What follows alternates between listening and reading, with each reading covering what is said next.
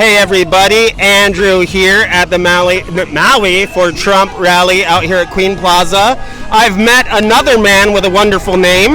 His name is also Andrew, and if you look at his hat... Mahaney, Andrew Mahaney. It is an honor, sir. Thank you very much. So I see I'm that... also a Vietnam veteran. Yes. I was in from 66 to 71, 3 years in the Pacific, and I am very proud of President Trump, particularly what he is doing for American veterans.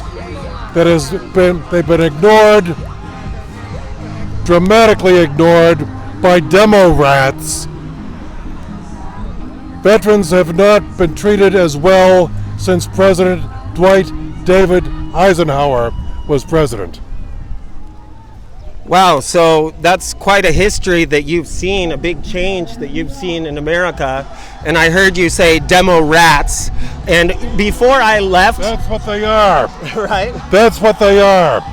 It was only last year that I really, and I'm sorry to say, sir, you fought for our country, and it's a disservice that I didn't know the difference between a Democrat and a Republican until really last year. And I didn't become politically active at all until very recently because I was just completely ignorant. I was overseas for 18 years, and when I came back, I got here in December of last year, 2019, and I just wanted to find out what's going on, so I'd ask everybody I could questions. What's the left? What's the right? And here now you see me wearing the red hat because I use my own logic, my own reason. I didn't get brainwashed by anybody to join the Trump of cult or the cult of Trump. I think that he's the best guy, and that's based on my limited experience, my limited knowledge. The theme that I've set out for today's episode, I guess, is your 2020 story. But if you don't mind, I'd like to hear your 2020 story, but also some of your life story if you care to share. As soon as I got out of the service in 71, you couldn't find a job, let alone, you couldn't buy a job, let alone find one. The Vietnam War had wound down. Everyone was laid off. I'm from Massachusetts. I went back to school and got a business degree, came out, and I went into the welding industry, where I was quite successful for about 45 years in the service. Prior to all of this, both of my parents were lifelong demo rats. It was back when the Democratic Party was truly democratic. They represented the working man. Today, they're representing perverts. You look at the legislation trying to be passed in California to allow perverts to molest 12-year-old consenting children. This is disgraceful. But it is paramount to what the Democrat or Demo-Rat Party has become. Yeah, I think the original idea of democracy from ancient Greece is a really great idea, in theory at least, but personally, having lived in a socialist country for a long time, I'm feeling like the Democratic Party is more like the American Socialist Party. But a college professor who was a friend of mine and retired out of, believe it or not, UCLA, he is a professor emeritus, had said the modern Democrat, and it's not Democratic Party, Democrat Party is clearly communist, much like Antifa, the right-hand arm of the Communist Party, who had tried to take over all of Europe over 100 years ago, creating havoc in Germany, creating havoc in Spain, France, Italy, and all over. And I can only say that if it were not for Adolf Hitler, Spain would have become totally communist and Europe would have fallen. However, General Francisco Franco invited Hitler and his troops into Spain and eliminated the Communist Party and retained the government under Francisco Franco to become successful. So that shows us how important it is to learn history, not just what they're teaching in school, but to really dig deep and look for the truth, because history is his story. Whoever wrote the book is telling their own story. So I lived in China for a long time, and I learned a completely different history over there, obviously. But the real lesson that I learned is that everywhere has their own version of history. And if we forget, and if we don't dig deep and find out what the truth is about history, we're just going to repeat it. And I feel like, yes, this Antifa we see in America now is a repeat of the old.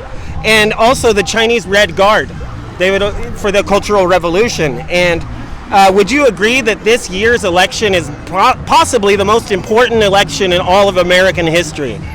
This is the most important election, and until people realize that Biden sold out to China and China owns Biden, then we are in deep caca.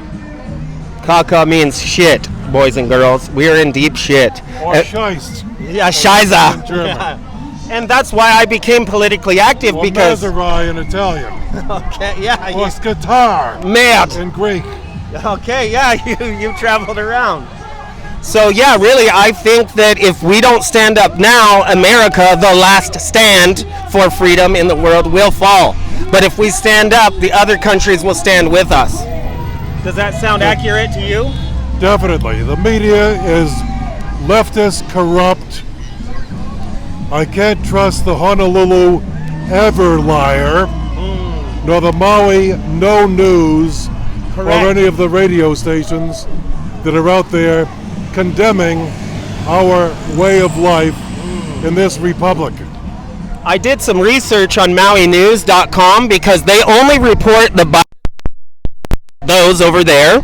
That's all of them, I think. And they don't reporters, which you can see line the road. So I did some research and I found out they are owned. What's that, sir? 17 of them. Okay, 17 Biden supporters. So MauiNews.com will report that there was a Biden rally and show that, but they don't report these Trump rallies that my brother Aaron has been setting up.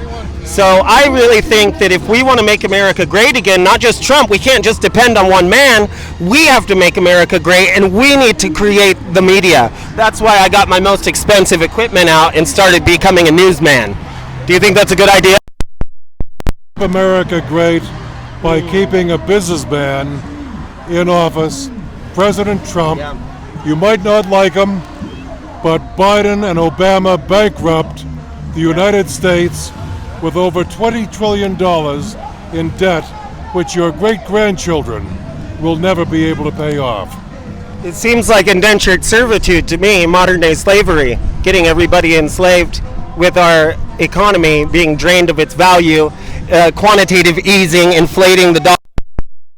Just unbelievable. I didn't think I would live through this type of history.